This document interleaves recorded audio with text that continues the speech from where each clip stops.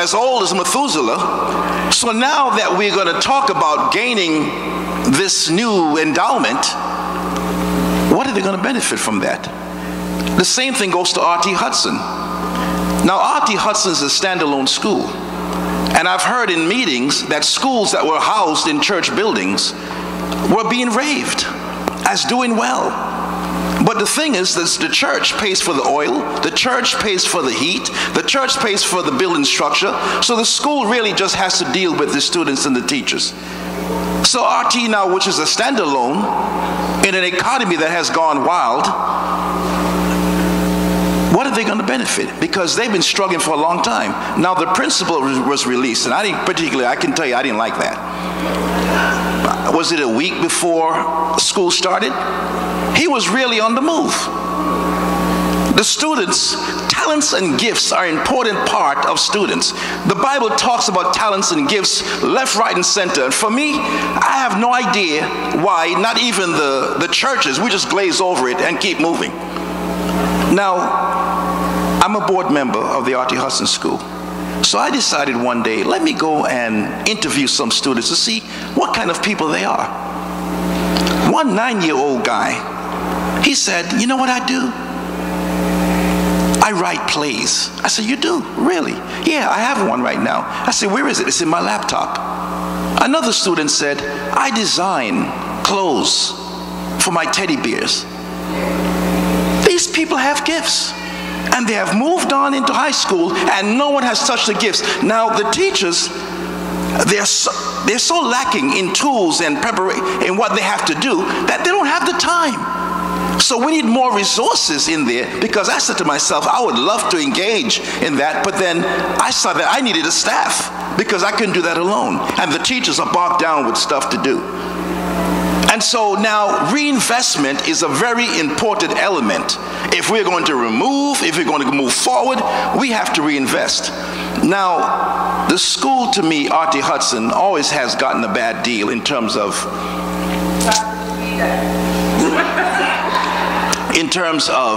how it's being promoted. A lot of problems have always been promoted. But really, what I see the teachers doing there is tremendous. I've been to a kindergarten graduation. They allowed me even to be the speaker. The students, what they're doing is just more than what that needs to be told to the world. But somehow we're so caught up in the building structure and those kind of, and how much money we're getting or not getting. And the principal, he was building the music department, you know, the former principal that was.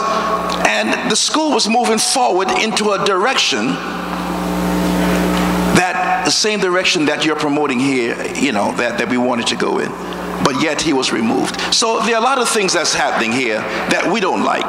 But what we need is not just generalization talk, Christian education.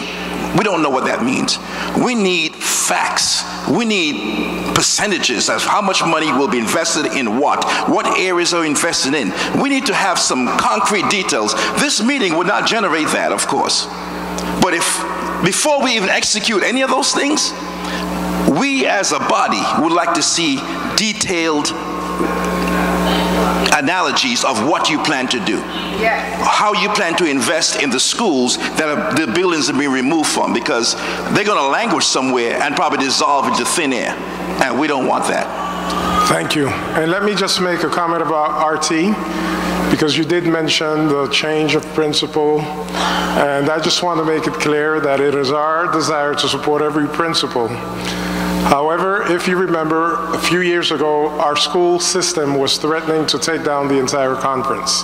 How? By not remitting the percentage of the $4 million that our treasurer mentioned. That's what we pay for teacher salaries. We are the only conference that is so committed to Christian education that we pay 100% of every principal's salary.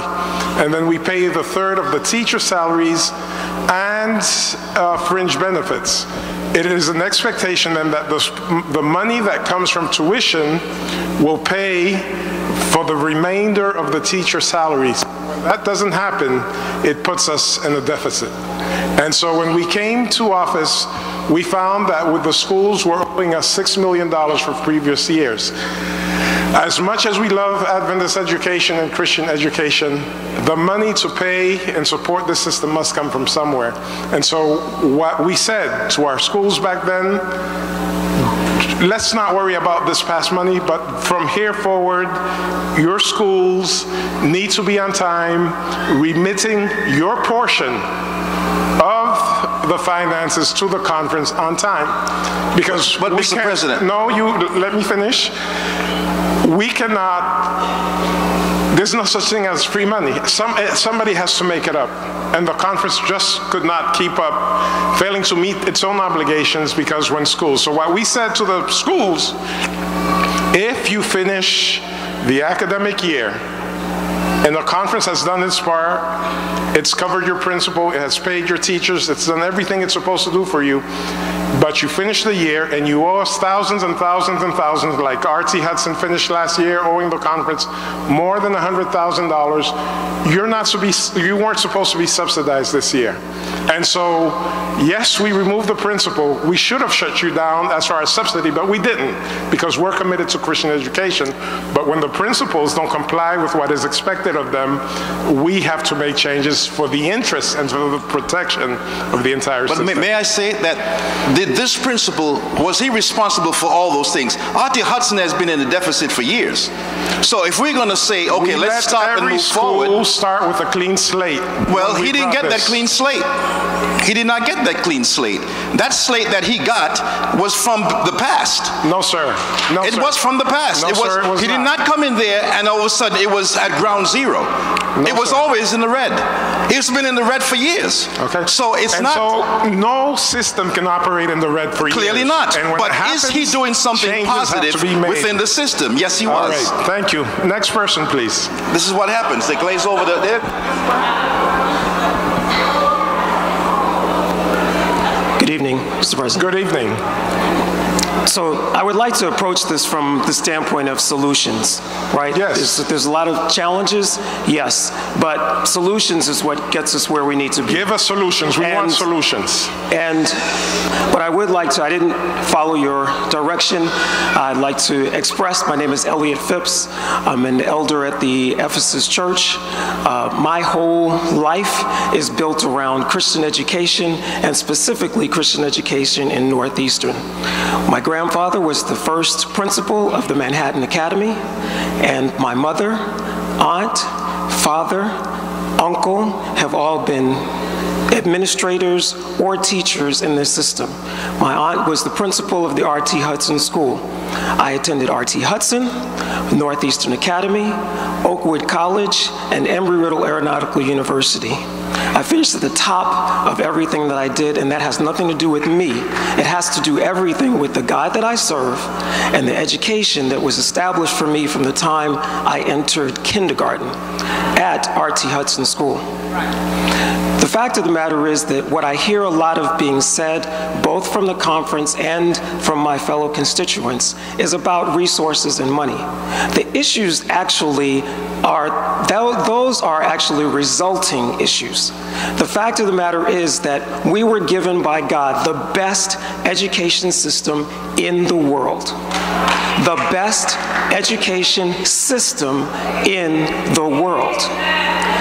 If we were to put ourselves behind that system and then market it as such, we would not be looking for money for tuition, because the people who would be interested in our education system would be more than happy to pay 3 times, 4 times, 5 times what it is worth. Why? Because the education system of the world has been destroyed by the world. Even the best schools, people don't want to send their children to, because they know. What do they know? That the likelihood of them being molested, shot, and other things exist in those institutions, all the way to the top. So what is the solution? For one, is that we need to establish what our education system is by the way that we can describe it. It shouldn't be difficult for us to be able to say that if you send your child to my school, when they graduate, here's what they're going to be the top at. It doesn't mean that you can say that they're the top at 10 things, but if you can establish the fact that no matter what happens, you give us your child, give it to them for us for these 3 3 years, and when they graduate, they will be the top in math, or they will be the top in this. You get my point, right? And then be able to express that. Every parent is proud to be able to say that, listen, this is the school my child goes to, and here is why. That is the best marketing that ever existed. How do I know? I was the school board chairperson in Indiana Conference, and we started off with 30 students, and in 3 years we had 200 students. We had a matching grant for $1 million. We renovated and rebuilt the school, all because of what? Because the principal established that the school was going to be the best at reading and math. And people sent their children to the point where we were able to subsidize our own children's education through the students who were attending the school. And that, what I just described, does not require money in a general sense, right? It means that we have to make the decision that we are not going to settle for less. I sent my own children to Northeastern Academy. When my children went to Northeastern Academy, the facility, even to the extent of some of the teachers, were still the same. I'm 55 years old.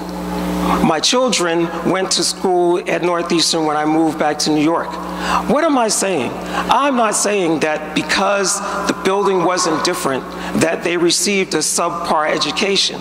What I'm saying is that we think, to the point that you made just a few moments ago, Mr. President, that what we were able to do in 1969 when I was a child, that's good enough today. And it is not. And we have the resources necessary to make it what it should be without spending $10 million. It's an investment in deciding that we are going to make it what it's supposed to be. The best way to build a church is to build a school. If children who attend Christian schools, specifically Adventist schools, a study was done in the 80s that said that if you attended an Adventist school through high school, you were 75% more likely to be an active member, a contributing active member of the church today. And so I know there's many other people to speak. What I'm asking for, and what I'm prepared to put my money behind, I will give you $15,000 today if you establish the fact that you will come to us not with the ideas, but with an actual factual plan that says, here is the path, here are the objectives, here's how we will fund what we're going to do, and here's how we will make sure that we have an education system that is growing, that we as the administration are behind, and then you are giving us something that we can make a decision on. Coming to us and just more or less talking to us in generalizations is not the same thing as laying down before us a pathway to the success that we all want to see. And I thank you for your patience, and I would like to see and know that there's going to be action as opposed to, and when you come back to us in whichever form that is, that it's done in a way that we have the time to evaluate, to discuss, to come to decisions and conclusions. Thank you.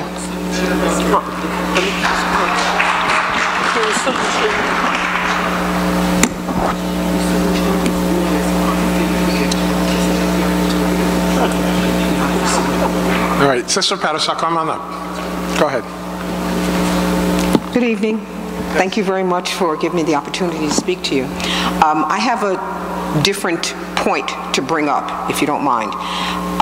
And first off, I'm sorry. My name is Natalie Patterson, and I am a member of the Berea Seventh-day Adventist Church in Nyack, and for 28 years I was a member of Linden Church in Laurelton, which has a school. And when I was a member of Linden, I had noticed this, it was a thrift store. And I went into this thrift store. It was called Ditto. It was in Haledon, New Jersey, because I worked in Haledon at the time. And I went in, and they told me that it was actually a store run by I think it's called the Reformed Church. And what they did was they dedicated their profits to, I think it was called Eastern Christian Academy, which is in someplace in New Jersey, northern New Jersey also. And I was very curious about this. They said that what they did is they needed a perpetual funding stream for their school. And they developed a thrift store. And I know that if you say thrift store, people think dark, you know, crowded, junky. This place was like TJ Maxx or Marshall's or Home Goods. It was beautiful. It was huge.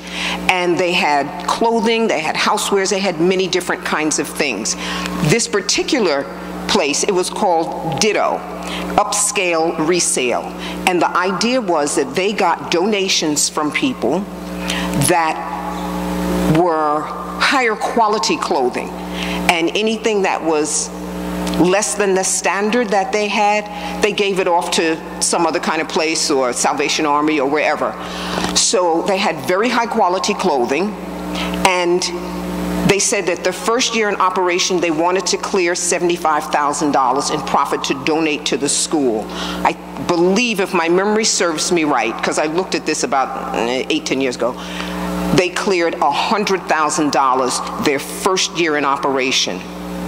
And I thought, oh my goodness, Linden can do this. They can open up a place on Merrick Boulevard. And I got really excited. I had a small group of people that came out there. Unfortunately, no one thought that that was a project that they could do. But they also said that the Reformed Church, I think it was, well, anyway, it doesn't matter. The Reformed Church was based in Michigan, outside of Detroit. I went to Michigan, and I talked to the people. I went to a few different stores, and they said that they cleared more than $1 million that they donated to the school system that they had there. I tried to talk about this with schools here and schools in northern New Jersey. My son went through Adventist education for most of his life, graduating out of one of our colleges.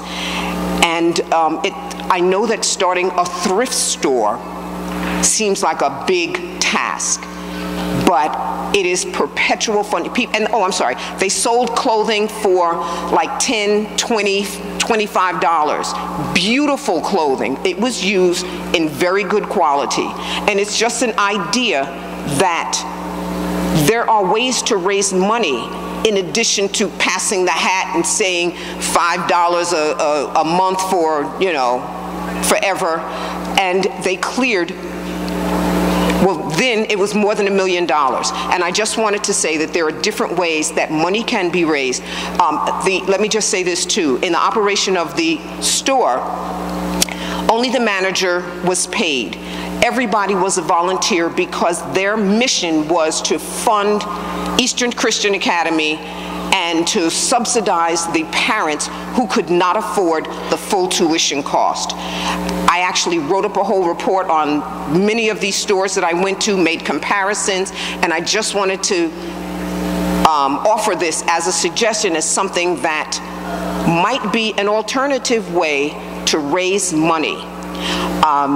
The other thing, that's one item. And I just wondered, is anybody here taking minutes of all of these excellent suggestions? Yes. I know I see people writing. There's a difference in taking personal notes and minutes.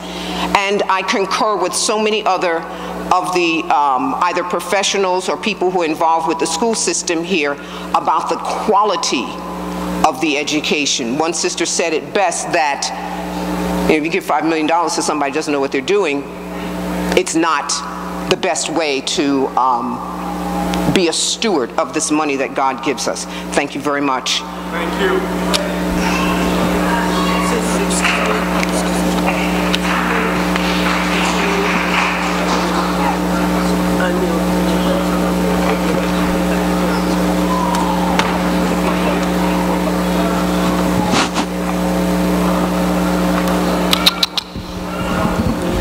We have two cars blocking the fire hydrant. That's a Honda Pilot and Infiniti GCM 2413 and FXE 6326. You're blocking the fire hydrant. You don't want to be towed. Thank you. Because of the lateness of the hour, we have to begin winding down. We want everybody who's in line, who has waited, to have the opportunity to speak, but we would ask that no more people join the line, okay? Young man, go ahead. All right. Oh, I have a couple things to say. The first is an echo of what a couple people have said before. Where are the details on this plan? Why don't we have numbers and data allowing us to make an informed decision on what's going on with the academy? Why can't we find out? Why do we have to hear it from you? Because, all due respect, you do have the interest in putting the best possible spin on it because it brings in money for the conference. That's the first question. Okay. So all you gotta do is take it down. Say your name again for the person who's recording. My name is Joshua Boyce. I am a member at Mount of Olives Seventh-day Adventist Church, and I graduated Northeastern Academy last year. Thank you very much. Trust me. Yeah. I'm not gonna sell you. What we have shared with you is a proposal. The detail are as follows: that we have received an offer to lease the academy for what amounts to a cost of about $55 million over a 50-year period. It would involve a $5 million immediate deposit and a rent of $1.2 million a year for the next 49 years. And of that, $1 million a year comes for the rent of the academy, and $200,000 of that comes for the rent of the Hearst Mansion. Those funds would be reserved for Christian education in the form of an endowment so that we could supplement the $4 or $6 million that we are putting into Christian education every year. And some of that, I see various bright minds here. We would form a committee to manage that endowment. What would go to capital development of the entire school system? What would go for scholarships to allow us to help parents who can't afford it right now to afford a Christian education? So it's a work in progress. It's something that we're working towards development. That's why we're having this dialogue, all right? And the second thing is related more to the school. Like, I went to Adventist schools from pre-K up to 12th grade, and at Northeastern Academy, the classes, they were what we could offer.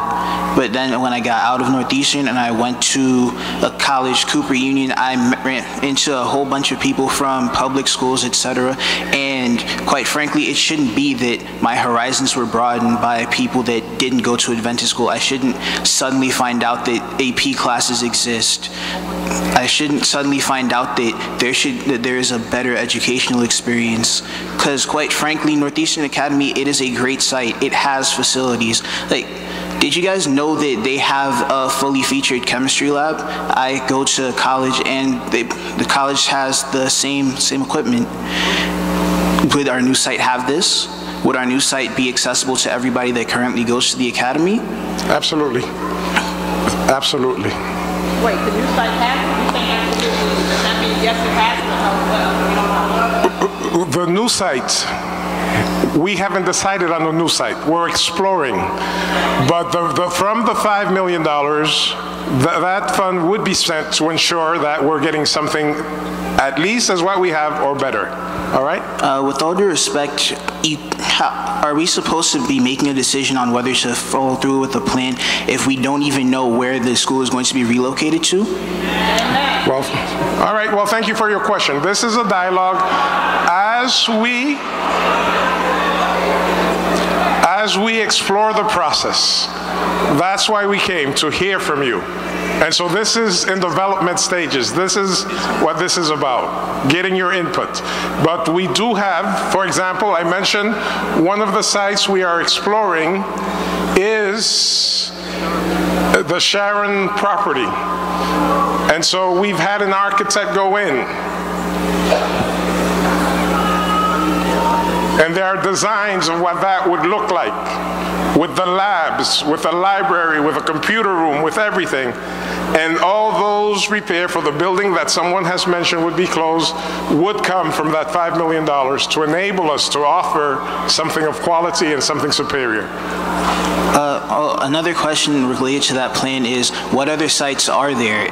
Because you've only told us about the prospective Sharon site. Are we supposed to believe that that's the only option, or are we supposed to know about other options? Or are we supposed to come to you with the options? Yeah. We are exploring other sites. I am not ready to announce what they are tonight because there are some site visits planned for this week to look at what our options are and come back with the best one. I mean, quite frankly, I don't think that it's right to bring us to a town hall meeting and not have a complete plan fleshed out for us to give an input on.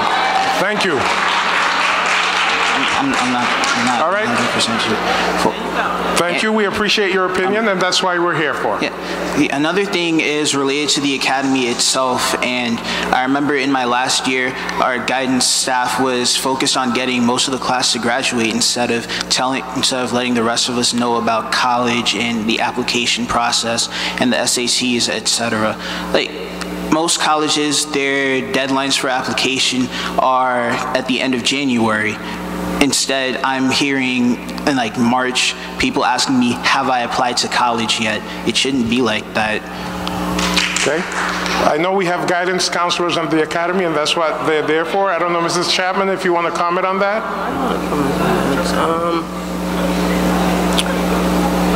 Parents are supposed to be made aware of what is required for their children before you even get to grade 11. We have guidance counselors at our schools who are responsible for notifying students as well as parents ahead of time as to what is required. So how come it didn't happen? How come they were more focused on making sure that everybody is able to get out the door than let us know what our options are, not only for Adventist colleges, but for other colleges and universities, how we can be post-high school? As a student, you have a responsibility. As a school, you have a responsibility. We take our students because we encourage you to continue your education at a Seventh-day Adventist school. So we take you to our colleges, to Oakwood, to Southern, to Washington Adventist, to Kettering, to Andrews, and all of our colleges that are available. There's some people who would not be able to afford to go to these colleges, even though they get scholarships. So it's the responsibility of the guidance counselor to expose you to colleges in New York City or out of New York City. That's the responsibility. I'm not disputing If you have failed, we do apologize. Thank you. You've asked a number of questions. There are a few people behind you. We'd like to give them an opportunity as well. Thank you very much.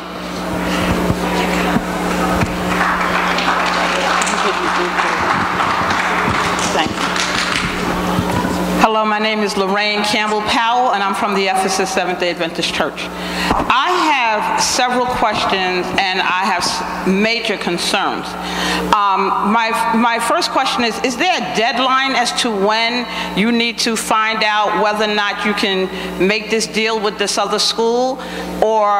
And because you say you're going on other site visits, so if you go on other site visits and find something better or something different, are you having another town hall meeting to get our feeling on it, or is this something the conference is going to just make on their own? Our desire all along in the process, as I said in the beginning, is to have a dialogue and feedback from our constituency. That's why we are having this meeting. The deadline that is on us is to decide what's going to happen in September.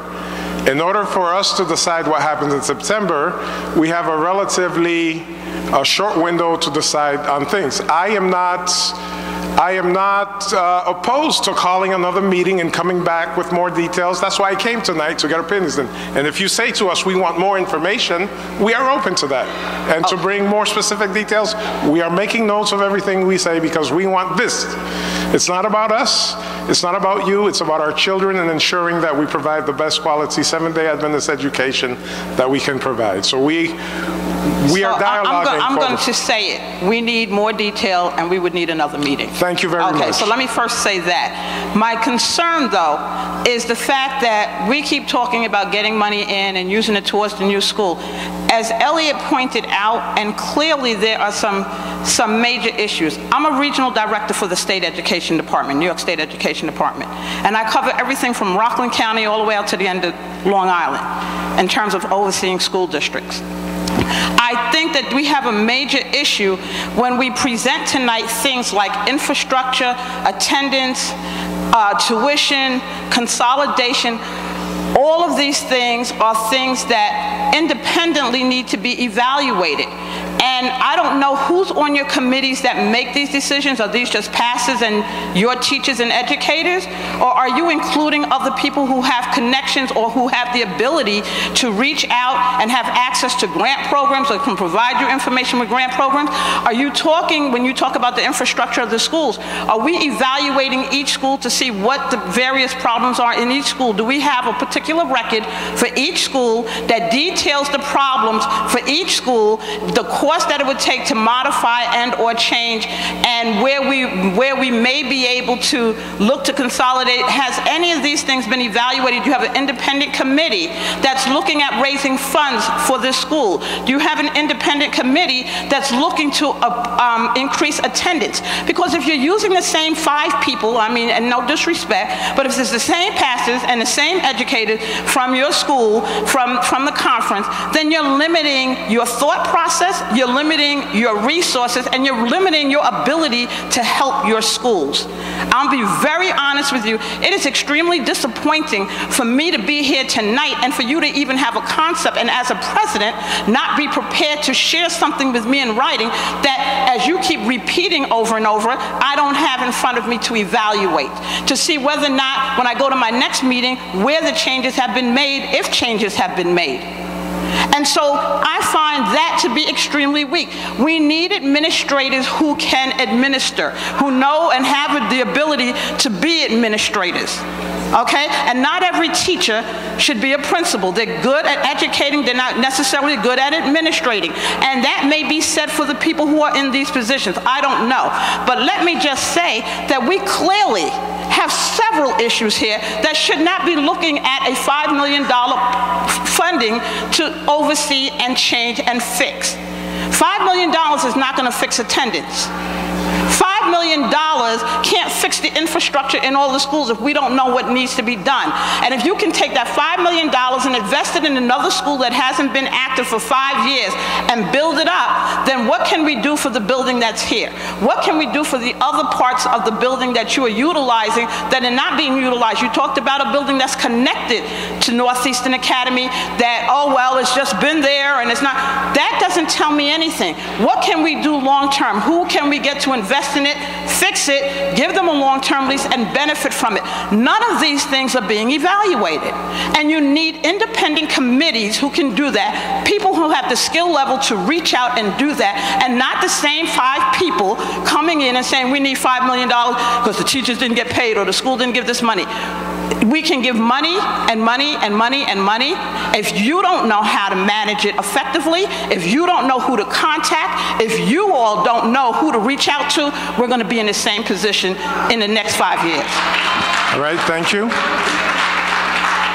Good evening. My name is Ingrid Pierre. I'm from Flatbush Seventh-day Adventist Church. I'd like to thank you for the opportunity to speak this evening. The first thing I'd like to speak on is the trends that were indicated in the presentation regarding the numbers of Northeastern versus other conferences in our union. And while the trends may be impressive, it's quite clear that as a union our numbers are dwindling and our education system is failing. So the numbers are very unimpressive, and it would have been good to show the trends that the conference have studied, as well as what they're going to be doing in an action plan, short-term and long-term, to increase the numbers across Northeastern Conference. Also, I heard mention of Title IV funding, and I know with special education and IEPs, as 33% of our students approximately do have these plans, there is some federal funding that is associated with that. In terms of numbers, I heard how much the conference is paying out and how much we're getting from the union, but I didn't hear any mention of the amount of federal funding that we're getting and how it's being utilized and trickled down to our schools and our students in the schools that have these plans. In that same vein, as the outgoing school board chair of Flatbush School, I did bring up quite a bit universal pre-K and was told that because of the, I guess, the non-Christian aspect of the program, it was something that we couldn't seek. even on a part-time basis. And I don't want to compare us, but our Jewish brothers and sisters and Catholic brothers and sisters are utilizing programs such as UPK to enhance their schools and funding, and they are not affected in what they teach in terms of their religion or about God to their students. So I just wanted to know why that was truly not an option for us to address some funding issues, as well as other grants and opportunities that are available from the federal government. In addition to money, I think that there are a lot of educators in the public sector that are willing to give their time, not just money as resources. I myself, as a licensed speech pathologist, have inquired several times of how I can help and give of my time outside of the public sector to help our school system. And it was very good to hear that we could meet with you all outside of this forum, but as a school board chair, I did try to email and call and get several meetings to discuss options and ideas. Then I don't think that I was ever responded to, which brings me to my next point. Are school boards still relevant? Because we met and it seemed as if we had no voice. There were staff members that were sent to our school that we did not fully interview and agree upon, but yet they were teaching our children in September. And it made me feel irrelevant as a school board chair, which is why I'm no longer the chair. I think that was it. Oh, I heard something several times from our students from Northeastern Academy, and I'd like to apologize to them personally that they didn't get some of the opportunities that they missed out on, especially AP classes and SAT prep. There are so many educators that are either still in service or retired that I myself have spoken to that are willing to go into our schools and teach courses that they have mastered to give our students the opportunities and also connections that we can build with local colleges and universities to provide these AP resources in their facilities that will not cost us a dime. And so ultimately, I'd just like to know, how can we really be involved in this process of education in our conference? Because we hear these things when we come to these town hall meetings, but after we leave, if we try to reach out to the office, we are not responded to. Okay. You raised several points. One of them is the UPK, and that decision is not our decision. That decision came from the Atlantic Union in conjunction with the North American Division.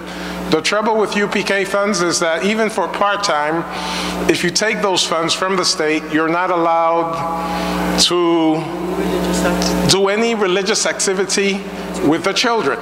And the position that the Seventh-day Adventist denomination has taken is, as a Seventh-day Adventist school, we're going to talk about religion from the moment we open to the moment we close. What Catholic schools are doing and some Hebrew schools is they'll say, all right, from this time to this time, we will not talk religion. But from this time to this time we can, and then we tell the state that we're using UPK funds on the secular part, and the decision, not of the Northeastern Conference, but the Atlantic Union and the North American Division, is that our message is going to permeate the day from beginning to end, and we will not let the state tell us when we can talk about Jesus and when we can't. So whether you agree with that or not, that's the justification behind it. And as far, I would also like to ask, because several people have raised this, what kind of preparation does Northeastern Academy do for SAT and ACT? Is Mr. LeBeau around? Mr. LeBeau, can you come forward? It's amazing. I think that the question at this point... Not yet. Finish with, Not yet. You could finish with the line first. You could present that at the end. No, I'm the chair. I'm asking, there's a question, I'm responding to the question about SAT. I don't want people to leave here with the impression that Northeastern Academy does absolutely nothing for SAT. That is not accurate. I know people who go in and prepare the students. Okay, Mr. LeBeau, can you come forward, please? You know, it's amazing, it's saddening, it's depressing to sit here and listen, you know, to some concerns about SATs and APs. Our children children. Our children do the AP classes. Our children do the SAT classes. You have special classes organized. I myself try to organize something with Kaplan so that the children could start taking PSATs from grade 9. Parents are asked to pay $999 and you can attempt the test 3 or 4 times. I myself have sent children to Johns Hopkins from grade 6 to do SATs, and it's depressing. But Mr. LeBon, do you offer SATs? Do you no APs? Good afternoon, everyone. And listen to response. Northeastern Academy offer 8 AP classes. Okay? Now, there are AP English, AP Literature, AP Statistics, Calculus, Physics, Chemistry, and Biology. That's 7. Yes, that's 7. We were supposed to start AP History, but we did not do that this year because we had to consolidate. In terms of SAT prep, yes, we do prep our students for that. Majority of the problem that we are having at our school is structural, and a lot of people say that we don't have food, but a lot of people don't. But let me just explain something. Our normal school day used to start at 8 a.m. and finish at 3:40. Because of the situation then, since we know that we could not provide food, we start at 8:30 and finish at 2. We therefore give the kids some time in terms of that for if the classes are allowed to have snacks and so forth. Before that, even when we were at the Victory Church, we provided snacks, pizzas, and so forth for the kids at our expense, not at the parents, at our expense. At our expense. Now, the thing about it is that somebody said about, but in terms of what is happening at Northeastern Academy, our students are excelling tremendously. Let me just say something here. I've taught at Greater before I came to Northeastern Academy. Based on my knowledge, no student at Greater has received a 5 in AP English Language or AP Lit. We have done it twice in 2 years. I thought you would get a better clap than that. In terms of our students and success, somebody asked for numbers. We basically, in terms of our graduation rate is 98%. But that is what we are just striving for, 100%. But folks, we need your help, because if we don't have the students, then we can't do that. And that is basically what. So in terms of AP and so forth, yes we do. Yes, we do prep them for SAT. And yes, our kids are excelling in terms of regents. All right, Brother Stewart, you've been waiting. All right, thank you very much. James Stewart from the Ephesus Church, RT Hudson School Chair. All right, just a question, because I thought I came here was to hear actually your vision that you're proposing to us to consider going forward with the education in Northeastern. I didn't get a vision, but I did get a state of affair with the academy, as well as other schools. So my question is, at this time, how much money are we sending to Oakwood University? I think the treasurer could answer that one. By policy, we send about $2 million a year to Oakwood University. To Atlantic Union, how much? Atlantic Union College. To Atlantic Union College, the college is no longer in operation, and so we were sending 5% of our income On higher education, 3% to Oakwood, 2% to Atlantic Union College. And that 2%? Because Atlantic Union College has ceased operations, we no longer send 2%, but we're still sending for the next 2 years 1%. And the reason for that is that the college is our college. We're constituent owners of Atlantic Union College. And so we have a debt that we're liquidating, and that debt will be liquidated in 2 years. And should the assets of Atlantic Union College be sold, Northeastern will get part of the proceeds for its own education program. But that's... Likewise, the percentage that's invested in Northeastern is what, in terms of percentage? In terms of percentage, the treasurer gave us a figure of about $6 million a year. Part of that includes the money that the churches send. From actual conference funds, it's $4 million a year that we spend on the school system. So that's about 4%. That's more than that. Excuse me? If 3% is $2 million, right? 3% is $2 million.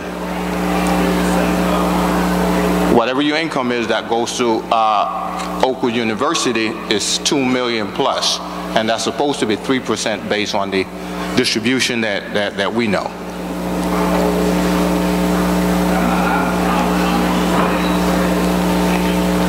If you don't have it, then I don't want to burden you down with those numbers. Go ahead and make your point. All I'm asking is that the percentage that get invested into our local education, in terms of percentage, is somewhere around I'm gonna put it 5%, just to be on the high side. But the only reason I'm asking this is I didn't get a vision presented from us as to where we're going with education and what system we plan to utilize. You mentioned in the letter that area school concept would have been one. It wasn't sold or it wasn't presented tonight. So I think that needs to be done. Northeastern is not the problem. I think us not investing in education deliberately is the problem. Because I would like to see us bring, you have 100 and showed on the board like 126 teachers, somewhere in between, or staff, or whatever they are.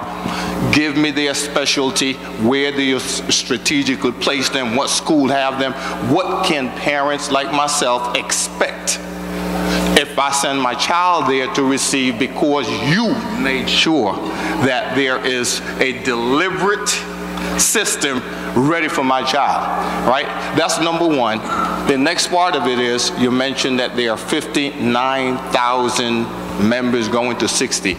I would like to ask you now, give me demographically, how many families does that represent? Is that 20,000 families? How many children are there? All of us who brag about having 500 members baptized, how many families are those? How many children are involved? Because as we strategically move forward, it's important for us to understand the resources that we're working with. You know, how many children are there in the 59,000 plus that are elementary school age, high school age, college age? So you could do an investment deliberately, because I get all these numbers, but it does not capture what we need to know if we're going to venture into education. Also, in your schools, are your children being prepared for any skill that the church utilizes at this point? Because if they are, I would like to know how many of those students that came through our system were vetted by you from the time they graduate 5th grade or 8th grade, that if they get into these careers, you are gonna subsidize, whatever it is, give them a scholarship. You know, and I could say that my children went through the system. Okay. So I'm not talking theory. And those things does not exist, but I feel as we move forward, we need to deliberately make sure that our children are being prepared to handle today's skill, the requirements and so forth. And I think that's where the lack of focus is. That's why people don't attend your schools, our schools, right? And I'm saying that because I'm part of it. So again, what you presented tonight was, to me, a concept to move Northeastern. You still didn't give us a time frame that you need to make a decision, because if it's September, you got to make a decision sometime in the next 2 weeks. And there's no way that you could call us to a town meeting to present that concept and don't have the details that we need to consider and make that decision. Thank you. Thank you. And James, I would ask you if you could please, some of you have brought notes. You raised several points. Bring us some notes because when next time we meet, we want to address some of these issues. All right. Thanks. I hope you took some notes. The Ephesus suggestion as to how we need to go. It had nothing to do with RT Hudson. It has to do with education. Yes. So we'll do that. But I'm saying, just give me a concise of some of the points you just raised. Yes. Thanks. Good evening, everyone. Good evening. My name is Michelle Boyce. I attend the Mount of Olives Church. I just want to say, Dr. Honore and other administrators, it's interesting that you should ask the constituent to bring concise notes to you, but you have not brought that to us. I'm sure that you don't go to any meeting or even at your office, the union, the division, the GC, where there's not a folder with documentation, a breakdown of everything for everyone to see and be able to analyze on their own. That's just the first thing. I've heard a lot of negative comments about Northeastern Academy. I'd like to give a plug for the school. My son graduated last year. You heard him speak earlier. He was able to take advantage of everything that Northeastern had available for him. 10 regents, 6 out of the 7 AP classes. He's now attending Cooper Union, which is, anyone who doesn't know, it is an honors college. And I'm particularly happy that he was able to attend that particular school, because for all the years that I've been sending my children to Adventist school, I've had friends and others who have said, oh, he's too smart, or he needs a challenge, or something to negate the qualities of our schools. But I believe in God's word. He says that we are to train up our children the way that they should go, and that we are to send our children to the schools of the prophets. And I firmly believe in Christian education. And so for my son or any other student to get into any college of note, it is a testament to the education system that we have, to the quality of teachers that we have. And I myself am a teacher, not within the Northeastern Conference, of course, but there's no teacher who teaches for money. Amen. There's no teacher who teaches for money. And the public schools, people say about the public schools that they're not attracting the brightest and the best because the salary is low. I beg to differ. And it's the same for us. A low salary does not keep the best out of our schools. It is the best that is coming to teach in our schools, not because they can't get a job anyplace else, but they are making a choice, a commitment to work with our boys and girls, to give them the best education that they can get, not only in academics, but in religion, in just being a human being.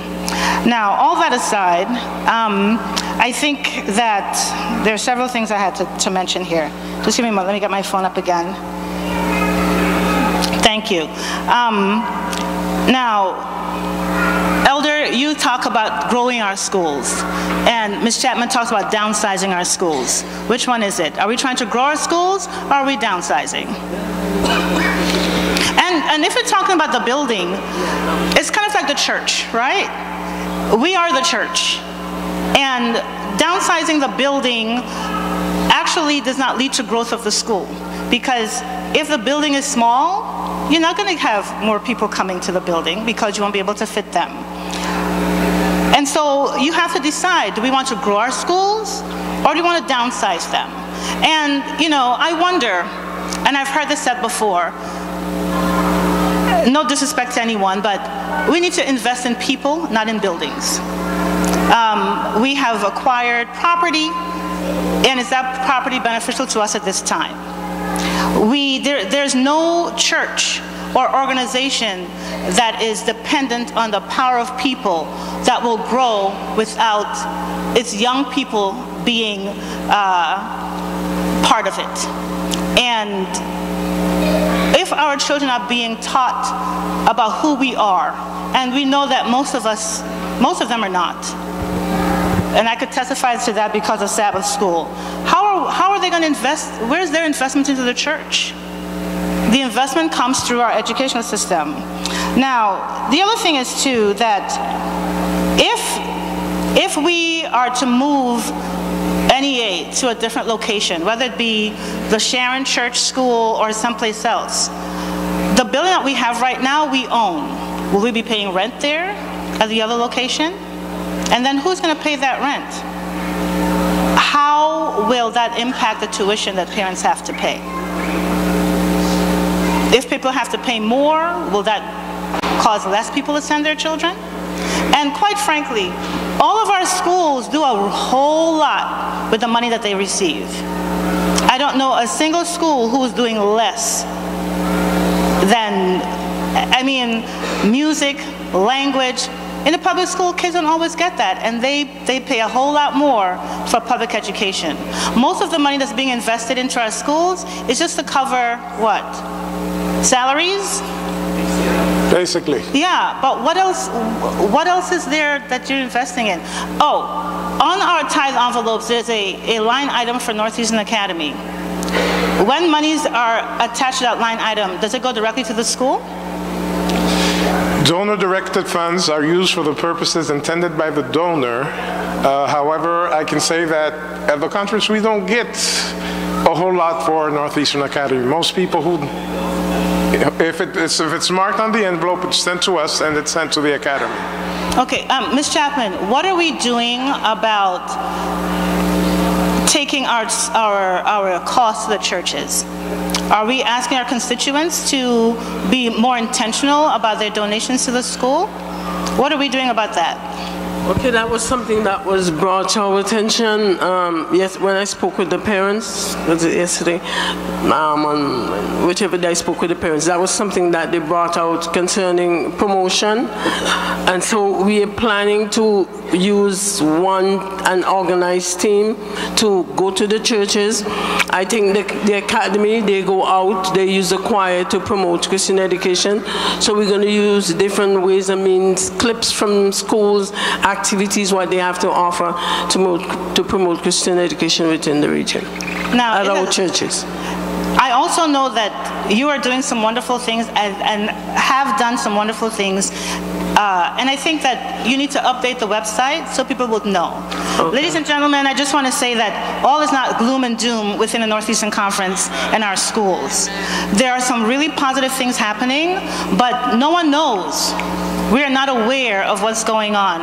And that is due to a lack of transparency. Okay, and we have a newsletter that I brought to give out to those who are here, but I forgot it in the car. I'm going to send somebody to collect it. Hardly anyone reads newsletters, but if you would update your website. Yes, well, this is a person responsible for the website.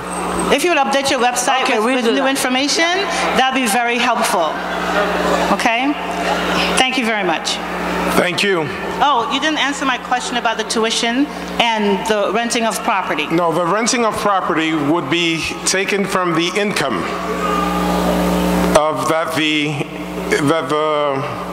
lease of the current academy would produce. Remember I mentioned 1.2 million? Yes, Our goal would be to put 1 million into the endowment, and the 200,000 would help the school cover its current expenses. I just have one last comment, please. Yes. And that is, I wonder, is the contract signed and are we just here? No, no, ma'am. Okay. It would be the biggest fraud if we were to do something like that. Thank you. I clarified at the beginning, we don't want to do anything without the stakeholders' involvement. We've talked to our teachers, we've talked to our parents, we've talked to our pastors, we're talking to you. We will not sign any contract unless we feel that there's support for what we're doing. Good evening, Mr. Chairman. Good evening, ladies and gentlemen. My name is Uradina Phillips. I am a teacher at South Brooklyn Academy. In fact, I am the English teacher. And I want to respond to a couple of things. I think I can bring some measure of clarification.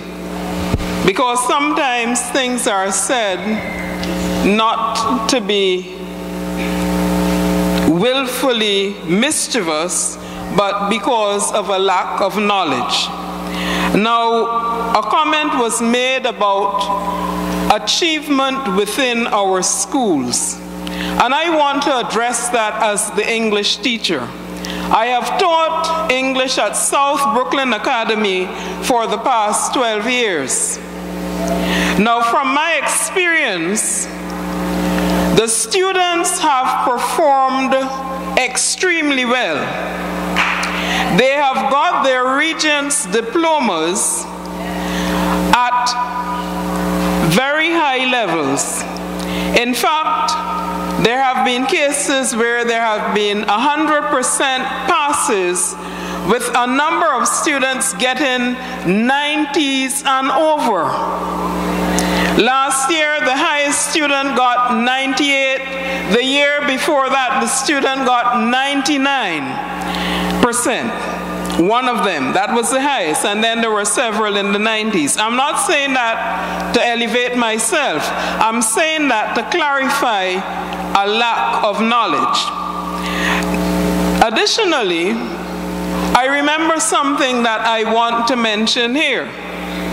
I remember there were two parents who had two students at our school. One parent decided she would remove her child because she felt that that child would not perform at a level to get scholarships. The other parent kept his or her child. And the person who removed the child was a Seventh-day Adventist. The one who kept the child there was not a Seventh-day Adventist.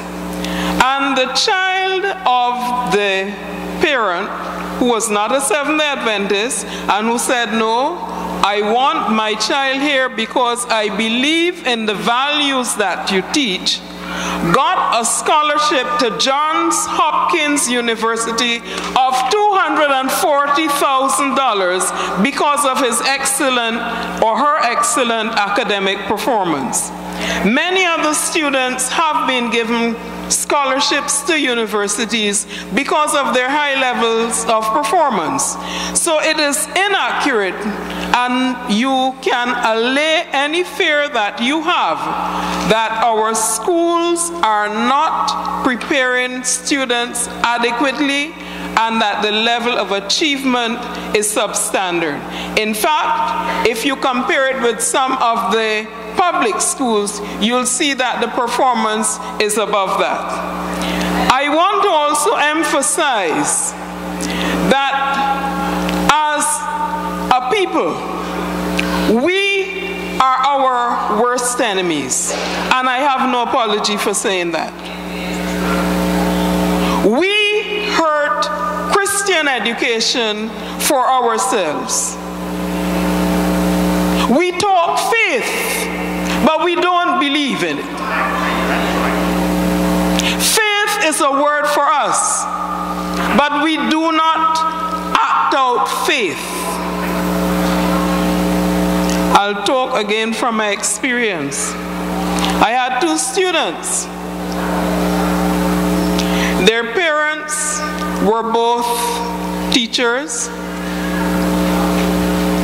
One was a vice principal, and the other one was at another prominent school. This was not in the United States. And the students had to take what was called the common entrance exam, and then they would go on to high school. And these students could have gone to the best schools on the island. In fact, one boy received what was called an island scholarship. Right through high school, free of course, at whichever school, top school in the island. And his parents, both Seventh-day Adventists, said no. We're sending them. Yes, I'm wrapping it up, sir, but this is very vital. We're sending them to the Adventist school. That school was not the most fantastic in terms of structure. The lab was not any outstanding anything, but the parents believed and they trusted God. And the children went there, and the daughter became a medical doctor, and the son became an engineer. That is faith in action. They could have said, this building is not up to scratch. This lab needs that. It lacks that. I'm sending my child to the public school, and they were teaching in the public school, and they had access. They could have got whatever they wanted. But they had faith, and they decided they would do what the Lord says. Church, we need to believe and act on what God says. When he says, all thy children shall be taught of the Lord, and great shall be the reward of them, you cannot bring anything to dispute that. When we do otherwise, we behave like the Israelites, and we say, give us a king too. There are more things that I can talk about from personal experience, recent experience, why we need to have our children within our schools, because I know that some of the things that they are taught outside are not in harmony with what God wants. May we have the faith, the strength, the commitment, the love for God to do what is right and to support Christian education all the way. Not to be critical. I'm not saying that you would not give guidance and say that this is wrong. But when we tear down and tear down and tear down all the time, psychologically we are telling ourselves it cannot work. And God is saying to us, it can work. Thank you very much. Mr. President, administrators, my name is Dr. Campbell. I'm from the City Tabernacle Adventist Church. I had children, both my daughter and my son went through Adventist education. From elementary school, R.T. Hudson, unfortunately we had to switch from R.T. Hudson to the Greater New York Conference School at the elementary age, but they both end up at Northeastern Academy. My daughter was able to graduate from Northeastern Academy at age 16. That is because I ensure that during the summer she gets additional tutorage that I paid for. So a lot of the things that was not offered or was not offered adequately at Northeastern Academy, I ensure that I paid for, and she was able to graduate, both her and my son. Now, as a teacher, I'm a speech pathologist. I work for New York City Board of Education, and I work for a pay. I work for nothing. I do not work for nothing. They pay me well. I can assure you of that. In any case, I had concerns with Northeastern Academy. I always had confrontation, unfortunately, with the teachers. I was not always satisfied with the way the children were taught, also with the facilities. And I don't know whether there's an improvement now, but I certainly was not 100% satisfied. Though my children went from Northeastern Academy, and they both went to Adventist higher education. Eventually my daughter went to law school, and at this moment she works as a lawyer with the General Conference. So they can go forth and they can achieve with Adventist education. But there are certain things that both the elementary schools and the high school must address. One of the things they must address is marketing. If we have 84 students at Northeastern Academy, and if you think of all the schools that are in Bronx, Manhattan, Westchester area, and all of those, there must be more than 84 Adventist youngsters who are high school level. Why are they not going to our schools? It's either because the schools are not promoting themselves properly, or there is some deficiency in the system. So those deficiencies, whatever they are, must be addressed. One of the things that I was very concerned about, a teacher who was doing 3 different sciences and did not have qualification in those areas. That there was a concern, and I had that problem while they were going there. In any case, I'm sure something like that does not exist anymore, but that has been resolved. But certainly, from my church, City Tabernacle Church, as far as I know, there are only two parents who send their children to the Adventist elementary school. Now, so the others are not doing it, and so the question is, why are they not doing it? If our parents believe in Christian education, then it must be promoted, it must be presented, it must be packaged correctly so that they are attracted to it. At this moment, unfortunately, a lot of our parents are not attracted to it because of these deficiencies. So I'm saying that one of the things that the administrators are to do are to correct these deficiencies so that our parents are attracted to the education that God says that they are to achieve. Now, in terms of Northeastern Academy and the movement of the academy from its location to another place, and as you said, you're considering a number of options. You have not yet made your mind up as to what you're going to do. Now, I was thinking in my mind for a very long time. We have this enormous property at Victory Lake, and I'm not too sure what it is used for. I think it's underutilized. I'm wondering if you have considered, or whether it is a possibility, that you could consider putting a boarding school there. Now, that would be expensive, but it certainly would attract most of your parents, because if you consider the entire length of Northeastern Academy, parents from Buffalo simply would not send their children to Northeastern Academy. It is too far. So we've got to have schools in different locations that is easily more accessible.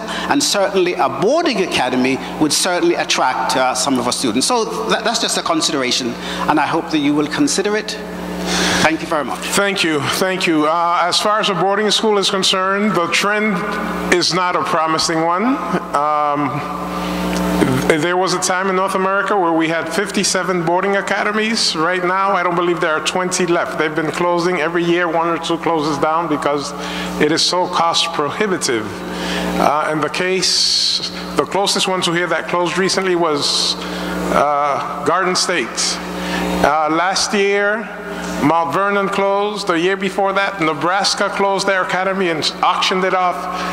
Boarding schools are not what they used to be, and the costs to send somebody to basically high school for more than what you would pay for college, it's just not working across the nations. Without huge subsidies from their parent conferences, it's impossible. Pine Forge has the privilege that it is supported throughout the United States as the only black boarding school, but other than that, it's not a route that we would go. It would be a big money pit. Yes. Good evening, everyone. My name is... And you've been waiting a long time. Yeah, so, my name is Terry Boyce.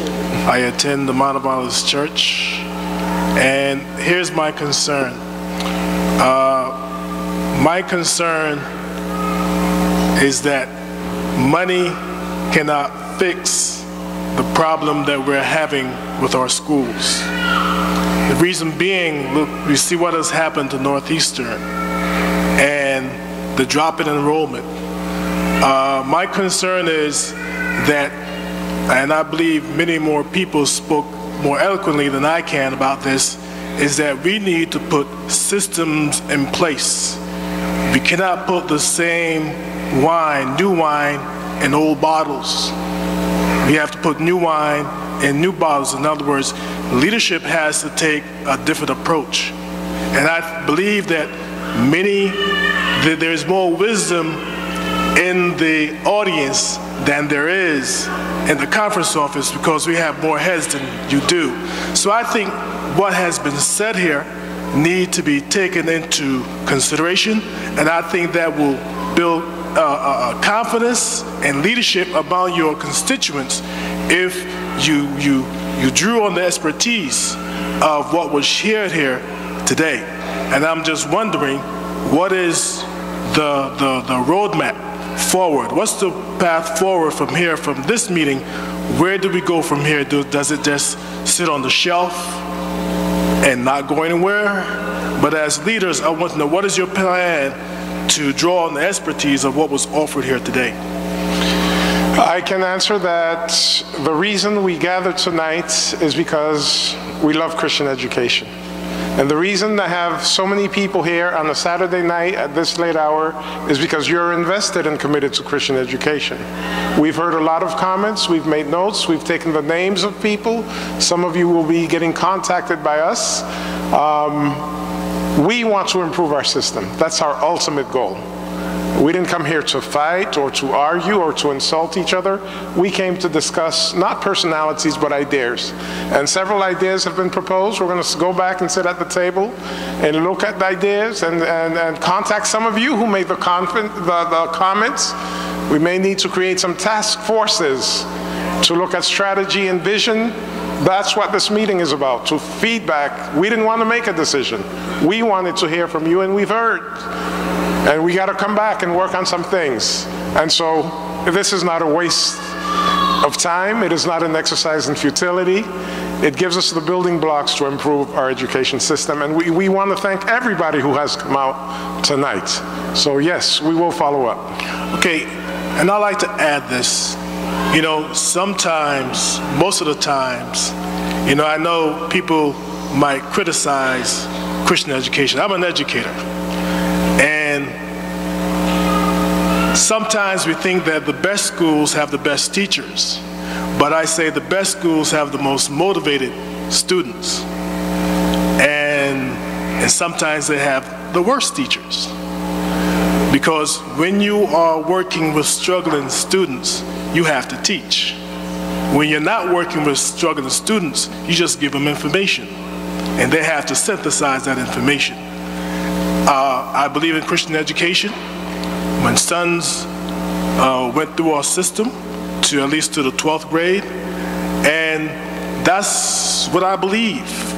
Because I think Christian education is an evangelistic tool for our church. And when I go to Ephesus Church and I look in the pictures on the wall, I see back in the day lots of children. And I think we need to get back to the point where we have a quality product, where your best marketing tool is to say that our students perform well on SATs or academically. That's your best marketing tool. So we need to, it's not a problem that money can fix. It's a problem that a little motivation and prayer, I believe, that can fix. Thank you very much. Thank you. Our former education superintendent.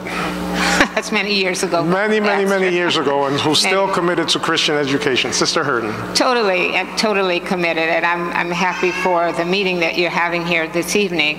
I will not read my notes that I have on my paper so much, because as I listen to the speakers, they basically have echoed what I've said. I will say, first of all, I visited with a number of individuals from the A. Samuel Rashford chapter of the Alumni Association. I went to visit the school that you are thinking about in Mount Vernon. I would ask you not to go there. I would ask you not to go there. That school is not ready. It won't be ready. It's an elementary school and not a high school. A tremendous amount of work would need to be done there. Besides that, as we talked about the transportation, that would be a major issue there. If you know anything about Mount Vernon, and that school is right behind 4th Avenue. 4th Avenue happens to be, to me, one of the busiest avenues in the whole United States. It is unbelievable. And to put our kids in that environment, plus I don't know if you look at the website and see the crime rate that's in Mount Vernon. I mean, it's unbelievable. Don't take our children there. Please don't take them there. I just, you would not want to put your children there. You would not. And as I said, as I walked from all 3 floors, basement all the way up to this afternoon, so I was not satisfied, with that at all. The comments that I think somebody else made a few minutes ago, I think that's really important. I don't know the sense of urgency in this proposal in terms of, this is now February, that by September the children need to be somewhere else. And don't be offended by this particular comment, but unless things change or different, like let's say 2020, is that the last year? Is that another constituency year that we would have to be thinking about and so forth? Which means then, does that in any way impact the urgency of trying to do this? I thought about you, Dr. Honore, today, and I said, he would not want to have a legacy of Northeastern Academy impacted negatively, meaning you never want to have attached to your name as the person who contributed and put the death nail into Northeastern Academy. You would not. I know you better than that in terms of that. So that we don't want that to be your legacy.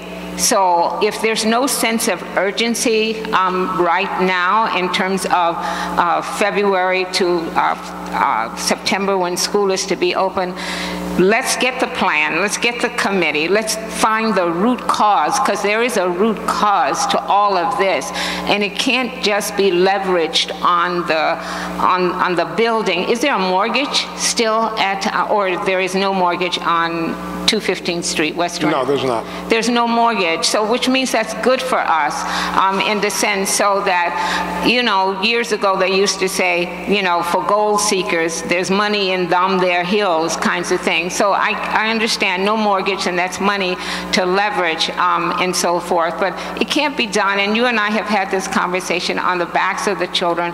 We don't want to put them in a make-do situation at all. So lastly, when I first, my first impression of this meeting, as I felt like, what's his name, Jones, out there giving Kool-Aid to people. Jim Jones, yeah. That was my first feeling, and then, I dropped that. I said, no, Dr. Honore does not want that legacy whatsoever as part of his work here in the Northeastern Conference. So the whole, and I'll say this lastly, I've been in Northeastern Conference long enough to know when they did have 300 students over at the Academy. So again, if we had that many students at the Academy, then that committee that everybody keeps talking about in terms of looking at root cause, we need to look at that. Buses in New York, kids in New York ride all over this city going to different places. So if we ever got a bus system that was consistent, the ones that they've had in the past have not been consistent. They have them for a little while, they park them at Linden, they park them at the conference office, and then they're gone. So I welcome, and I think you would too, and as you pray, and as Mrs. Chapman prays about this kinds of thing, there is no sense of urgency right now, this minute. The urgency is to be able to, and can you imagine, this is Black History Month, and I think to myself, I said, the blood of blacks drenched this whole nation because education was so important to them and is still important to them. But when you get your root cause, you're going to look at some of the demographics that have contributed to whatever is happening at Northeastern Academy in terms of people's interests. You're going to look at your pastors and see how many of them, actually promote Seventh-day Adventist Christian education. You're going to really do a good study of that. So for right now, tonight, and if other people are making decisions about Northeastern Academy who have no attachment, no legacy, no nothing, and yet they're going to raise their hands, to say, do this, yeah, we think you should, that sounds like that's not the legacy that you want. So I want the legacy for you to be one that you walk with your head high and never be the person that we will ever think contributed to the downfall of Northeastern Academy. Thank you very much. And our final person? Yes. First of all, thank you all for coming and being patient with all of us. My name is Jarius Toogood. I am one of the minority in this portion of what we call education. I am not an Adventist. However, I do keep the Sabbath and I do eat clean. And that's why I came to Westchester Area School right over there. I met my wife in Westchester Area School. My two sisters-in-law went to Westchester Area School. My cousins went to Westchester Area School. My brother, my two nieces, two nephews. So, yes. In him, I move and have my being, but I do bleed and die Westchester Area School. I want to know, having said all of that, I want to know that the enrollment is down. And I want to know if the education department has come up with a plan to increase enrollment. I will turn that question over to Madam Superintendent. Increasing enrollment, we're here in Westchester Area School or Westchester Area School, everywhere. So, everywhere? Everywhere. As I mentioned earlier, based on suggestions given to us, to be honest with you, the schools go out on an individual basis, but I think the schools need to be more visible in our churches. And so we're going to strategize a plan that will be implemented probably mid-February or early March, so that we could get out there to notify not just our Adventist population, but any church, whether it's Adventist or non-Adventist, will go visit that community and use that child as our billboard and promote Christian education. Okay, just want to have a follow-up question. Is there a vision for this implementation plan that you're talking about? If there's a vision? Yes, a vision. Like, is there something that's strategic, measurable, attainable, relevant? So, as I said, we get a group. Yes. We get a group. In time. Yes, and timely. Thank you. Come together and consider all these suggestions, whether it's measurable, etc., applicable, and all of this. We'll get a group. I can't answer you yes right now. We have to get a group, and as I said, based on the comments, suggestions made by others, we are hoping to get a group together that would focus on. Okay, last question, I'm done, I promise.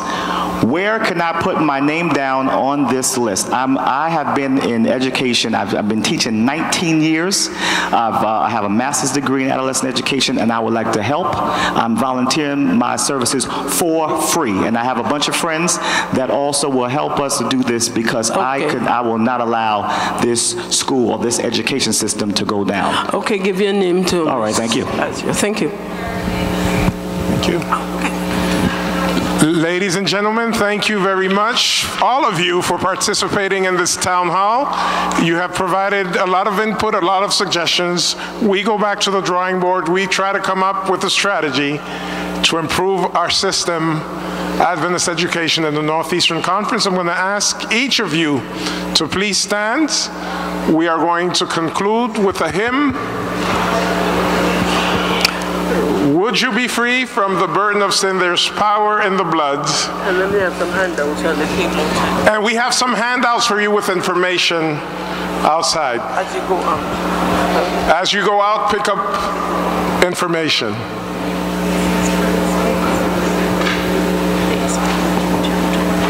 No. Good sing, I can sing. Do you have somebody you can sing? Would you be free? My voice gone. Come, Sister Grant.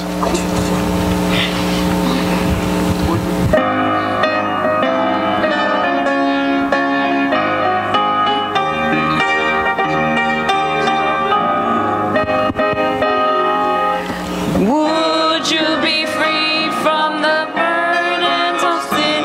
There's power in the blood, power in the blood. Would you for reason of me? There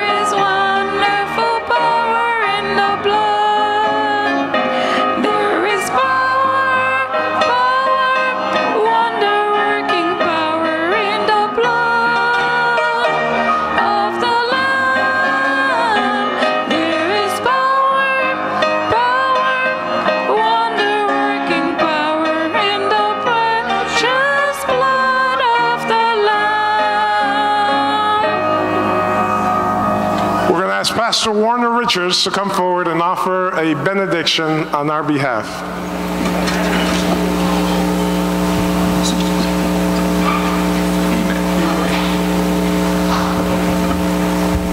Thank you. Let's bow our heads as we pray. Loving Father and our God, we are your children. Your Spirit dwells in us. The same Spirit that raised Jesus from the dead dwell in these earthen vessels. So there is unlimited power and unlimited resources within us, because we bear your image. So Father, as we have discussed tonight a very important and salient matter that concerns us all, the education of our children, we ask that every suggestion that has been made and every word of wisdom that has been shared be now harvested together and become a plan that we can go forward with. Because Lord, we know that whatever you are in cannot fail. So we thank you for this gathering. We thank you for the administration and their vision and their desire to bring us together. And now, Lord, we ask that you bless what we shall now put together by your help. Because, Lord, we will not come here to ask you for money, but we come to ask you for a plan. Because the plan and the vision that you provide, you will supply with all the means that we need. So in advance tonight, we want to say thank you for all the resources that you have already provided in your absolute will, so that we may have all the funding we need to carry your work forward. Take us now safely to our places of abode, and Lord, continue to guide us and to keep us as we work in your vineyard. For we ask it in Jesus' mighty name. Amen.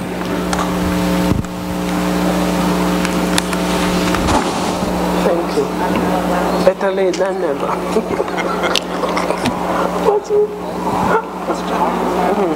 How are you? I am trying to get away from all this talking. I'm sorry. But in the library,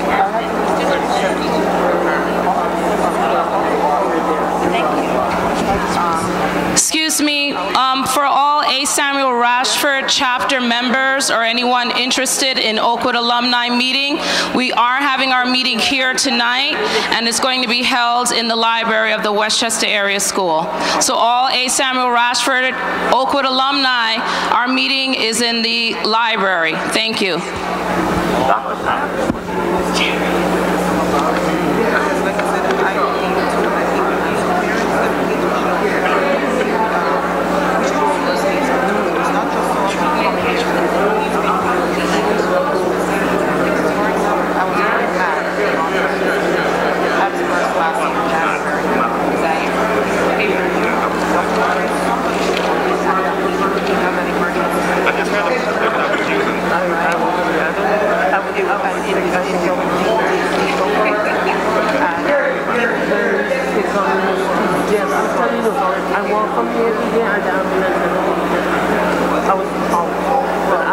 No, you're forgiven now that I'm coming to you, talking to you one. And then again, with the situation when they had to move to Bronx Church, to Victory Church, you know, that's what they mentioned. There are lots of resources to take over women in our constituent, and I think we need to seriously tap into it. Because like I said, as I mentioned, it's true. I feel like, listen, I barely miscalculated.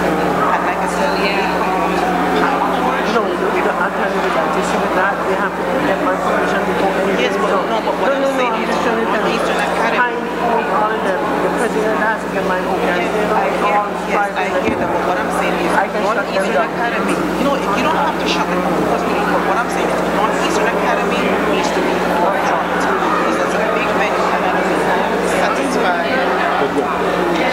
I am dissatisfied. It's not just we have a quota for Northeastern Academy, and there are people who can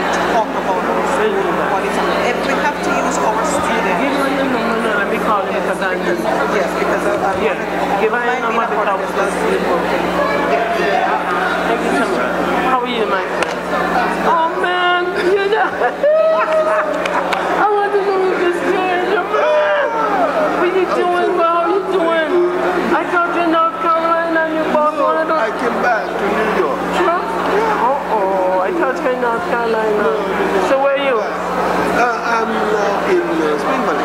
Spring Valley. What are you doing in Spring Valley? I was working for a school, a professional school, but the school has closed now. Okay. Now I'm looking for something else. Oh, you're looking for something else. What you, and you say with the math, what was your major? Was it math? Math. Okay, I don't know, I might have something, so call me just for part-time, just for until June. So, yeah, because one teacher got sick. So call at the office. I'm leaving tomorrow morning early.